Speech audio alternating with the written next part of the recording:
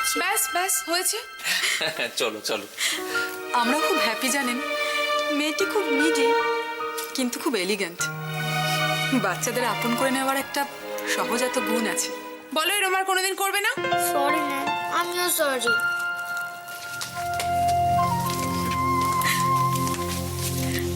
বাচ্চাদের যত সব কাণ্ড। আপনি আমার সাথে চলুন না। না না, আমার একটা ইম্পর্টেন্ট মিটিং আছে, বারবার ফোন আসছে জানেন তো। আমি আজকে আসি, আপনারা সবাই ভালো থাকবেন। তুমি জানো বাইরে কে এসেছে? কে? সান্টা। কে? আচ্ছা, দোলের দিনও কি সান্টা আসে? দোলের দিন যখন স্যান্টা এসছে তখন স্যান্টাকে একবার দেখতেই হবে। আবার এদিকে এলে আসবেন কিন্তু। শিওর, নিশ্চয়ই আসবো।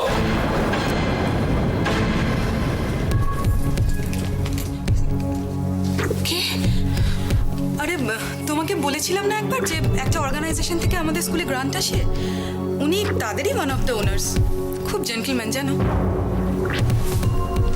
গলাটা করছে না। ওনাকে ক্লাসে নিয়ে যাওয়ার জন্য অনেক রিকোয়েস্ট করলাম কিন্তু কিছুতেই গেলেন না। প্রচুর গিফট এনেছেন, চলো না সব ডিস্ট্রিবিউট করে দিই। এসো কিন্তু।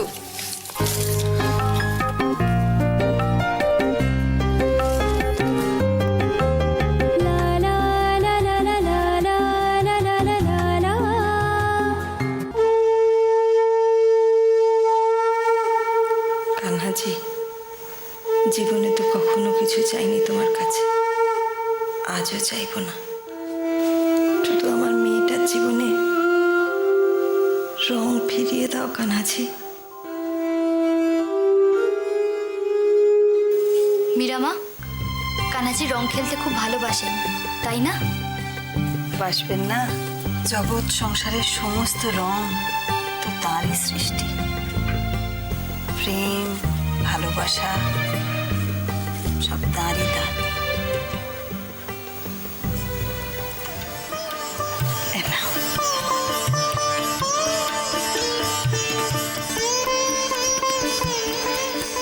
সে তো বুঝলুম, কিন্তু তোমার মেয়ে কোথায়? সে এলো না কেন? যাই বলো বাপু, দোয়েলের স্বাদের থেকেই আমি লক্ষ্য করছি তোমার মেয়ে যেন কেমন। সময় করে মেয়েটার বিয়ে দিয়ে দাও। ইচ্ছে থাকলে কি সব কিছু হয় দিদি? তার কি ইচ্ছে সেটা তিনিই জানেন। আচ্ছা, এ বাড়িতে রং খেলা হয় না? হতো তো, আগে খুব ভালোভাবেই রং খেলা হতো। রুদ্র, চন্দ্রা, ওদের বন্ধু বান্ধবরা মিলে খুব মজা করে রং খেলতো। কিন্তু আজকাল চন্দ্রা আর কিছুতেই রং খেলতে চায় না।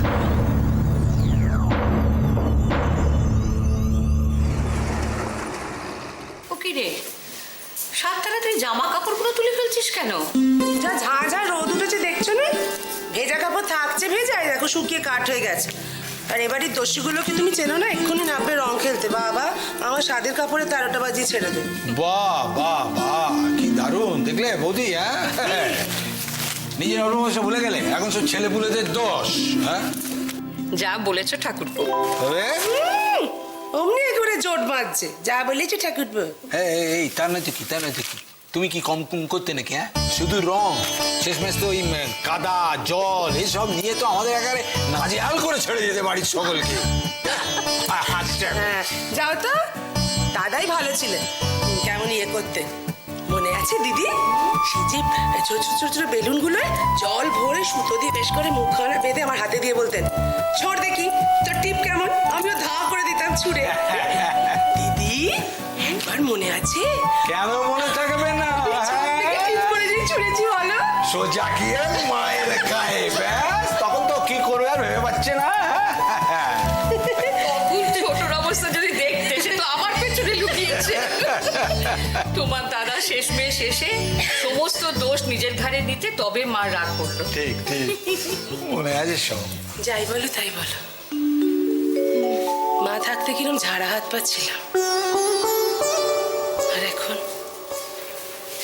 শুরুতে মা গেলেন, তারপরে দাদা।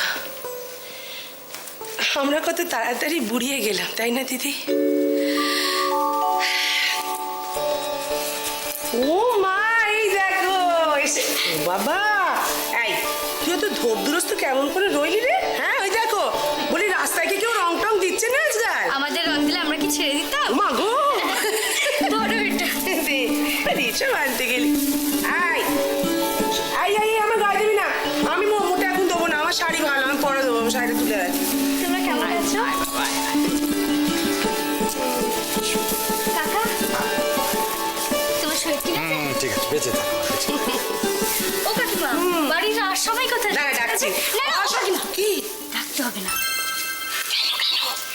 অতর্কিতে হামলা করবো। কিন্তু কৃষাণু এখনো কেন আসছে না?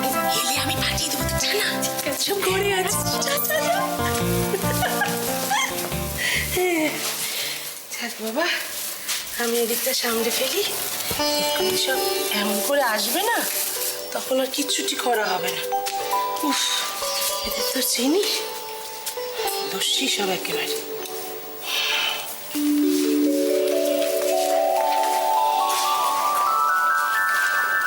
নাও দে।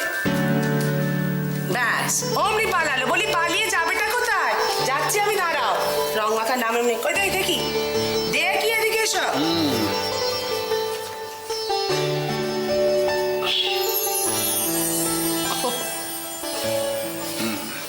এই যে, কি হলো? কোথায় যাচ্ছ? কোথায় যাচ্ছ? বাড়িতে সবাই রয়েছে। তুমি না? তবে রে।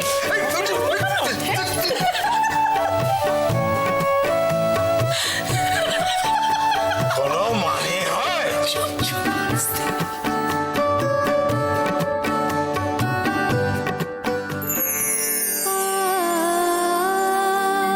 হে ভগবান, আজ সমস্ত প্রকৃতি যেমন তোমার রঙে নিজেকে রাঙিয়ে নিয়েছে, আমার এই পরিবারের সবার জীবনে যেন এই খুশির রং চিরদিনই থাকে।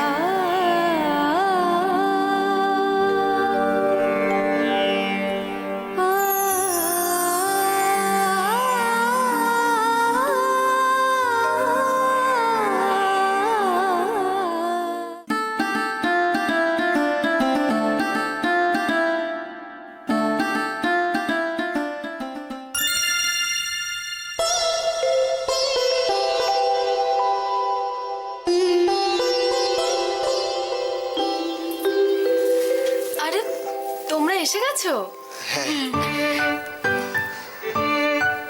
কি হয়েছে? কি হয়েছে? কি হয়েছে? কি হয়েছে বলো তো? কি হয়েছে?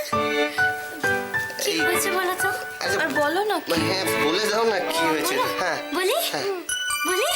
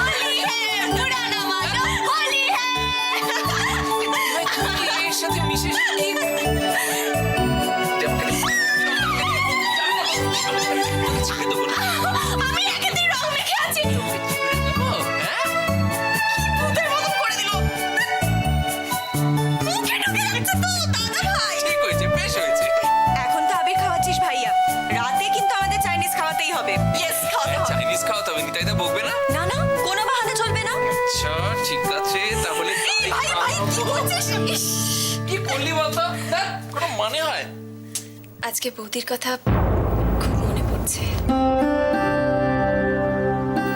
থাক না এসব কথা আজকে। বোমা থাকবে কেন এইভাবে বাচ্চাদের মতো? আর কদিন মুখ ফুলিয়ে থাকবি বলতো? তোরা সবসময় শুধু আমার দোষ দেখিস তাই না? কই অপর্ণা তো একবারও ফিরে এলো না, আমাকে একটা ফোন পর্যন্ত করলো না। কে বললো অপর্ণা ফোন করেনি? এই তো লিলি বলছিল অপর্ণা ফোন করে বাবার খোঁজ নিয়েছে। অপর্ণা,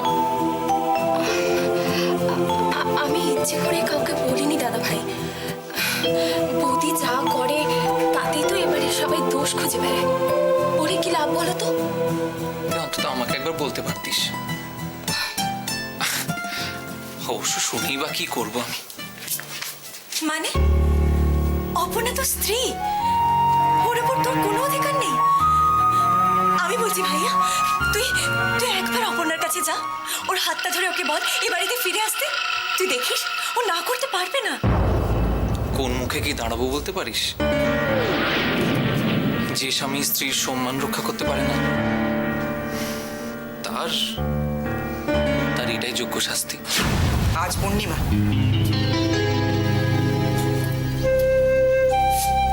কাল থেকে শুরু হবে অমাবস্যার যোগ।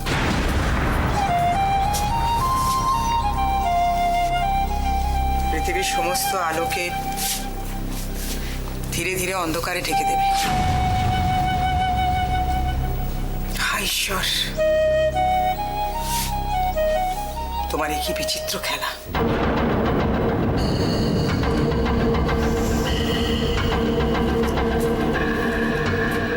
খেলা?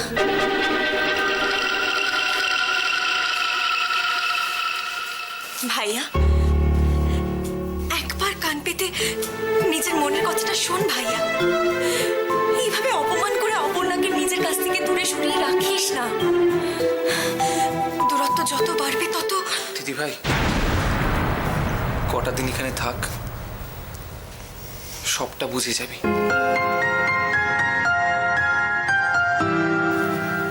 ভালোবাসায় দুজন মানুষের মধ্যে তৃতীয় কেউ থাকতে পারে না ভাইয়া। আজ দোল, মিলনের উৎসব। দোলের রঙে নিজের জীবনটাকে আবার নতুন করে রাঙিয়ে নে না। যা হয়েছে সবকিছু ভুলে গিয়ে তুই ওর কাছে যা, দেখবি সব ঠিক হয়ে যাবে। তাতে তুই ছোট হয়ে যাবি না ভাইয়া। তোর ভালোবাসা আরো অনেক বড় হবে।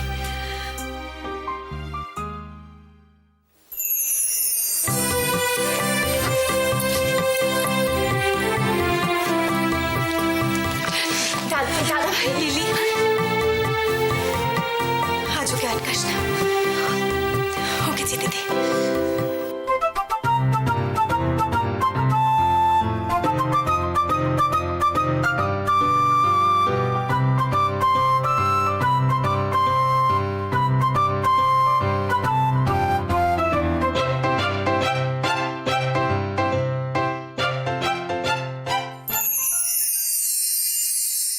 এই শুনছো, এদিকে একটু এসো তো। দেখো না, আমি না ভারী ভারী জিনিসগুলো তুলতে পারছি না। বাপ, সকালবেলা কি আবার ভারী জিনিস তুলছো বুঝতে পারছি না। শান্তিতে কাগজ পড়ছি। বলো কি হয়েছে?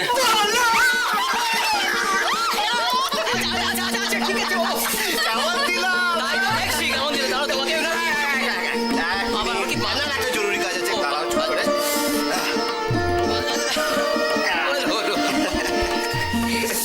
আনন্দে থাকো, অনেক অনেক উন্নতি করো। তুইও হলো হলো বাবা, ভালো থাক, আনন্দে থাক, বরটাকে দেখিস। হ্যাঁ, এইবার তোমাদের কি করে হবে বাবা?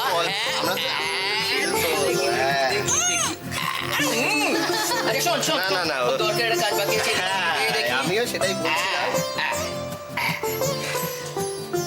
সকালবেলা বরের সঙ্গে প্রবঞ্চনা, ভারী জিনিস তোলা হচ্ছিল। আজ তোমাকে ওরা দিলে তো চলবে না, তুমি অন্যায় করেছো, তোমাকে তো শাস্তি পেতেই হবে। আর তো না কেন, আমাকে আমার যথেষ্ট।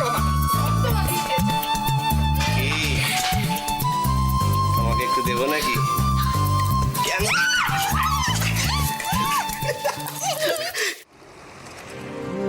ভালোবাসায় দুজন মানুষের মধ্যে তৃতীয় কেউ থাকতে পারে না ভাইয়া। দোলের রঙে নিজের জীবনটাকে আবার নতুন করে রাঙিয়ে নে না। যা হয়েছে সবকিছু ভুলে গিয়ে তুই ওর কাছে যা, দেখবি সব ঠিক হয়ে যাবে।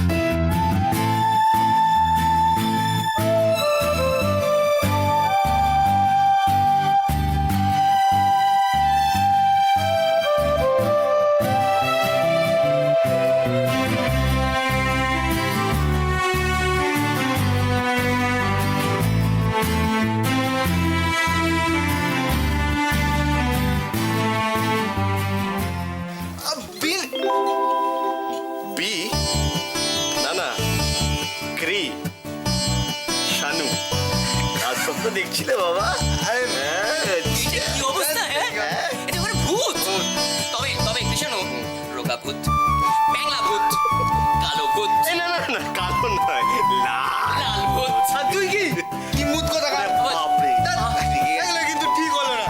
সকালবেলা এরকম ভাবে রং মাখায় কেউ কাউকে? তাই নাকি? তাই নাকি? হ্যাঁ, বুঝলে কৃষ্ণু, এ হলো ভূতের মুখে রাম নাম। কেন কেন? বল। কেন? তিনি সবার সাথে রং মাখতেন। আচ্ছা, তাতে না রং মাখা হতো না, তারপরে কি করতে জানো? নিজের মুখে নিজেই রং মাখতো। আর তারপরে বাথরুমে গিয়ে সেই রং তোলবার ইচ্ছে হতো না মায়ের কাছে দামার দাম। আরে সেই জন্যই তো বলছি, দেখো মা আবার আমায় বকবে। আমার একটা বক্তব্য আছে যে মা রং মাখছে বলে বকবে, অথচ ঘুমিয়ে ঘুমিয়ে স্বপ্ন দেখছে মধুর মধুর, সে বেলায় বকবে না। আচ্ছা, এই যে গানটা যেন কি, ওই যে স্বপন স্বপন যদি নয় এমন, স্বপন যদি মধুর এমন, হোক সে মিছে কল্পনা। জাগিও না, আরে আমায় জাগিও না।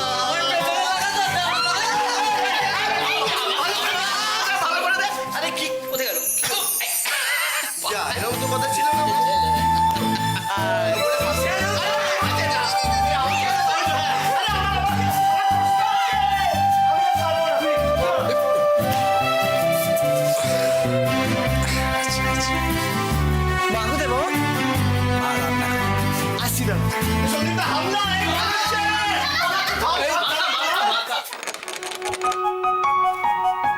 সুজন, এবার কিন্তু মার খাবি। আমি বললাম তো আমার খুব মাথা ব্যথা করছে, আমি রং খেলবো না।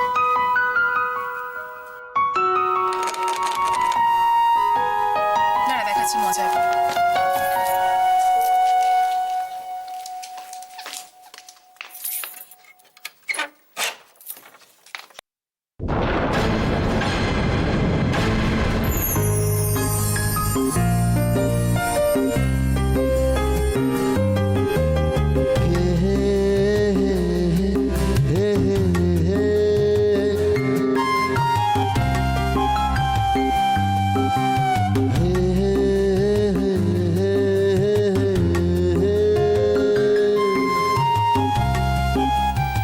আমাদের প্রথম দোল।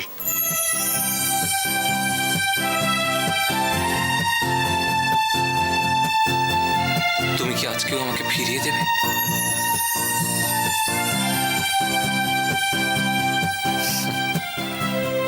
বোকামি, আজকের দিনে কেউ কাঁদে? আমি জানতাম তুমি আসবে, তবু কেন জানি না সবকিছু স্বপ্নের মতো মনে হচ্ছে।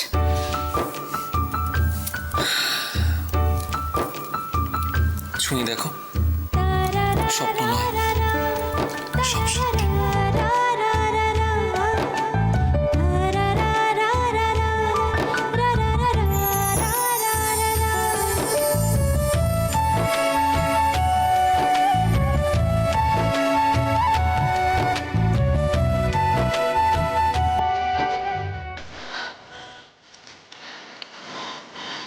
তোমাকে ছাড়া বাঁচবো না অপূর্ণা, সত্যি বাঁচবো না। তুমি শুধু আমার, শুধু আমার। আমার তো শুধু শরীরটাই এখানে পড়ে আছে সৈকত। আমার মন, আমার প্রাণ, আমার আত্মা সবকিছু তোমার কাছে, সবকিছু। আমি জানি গো,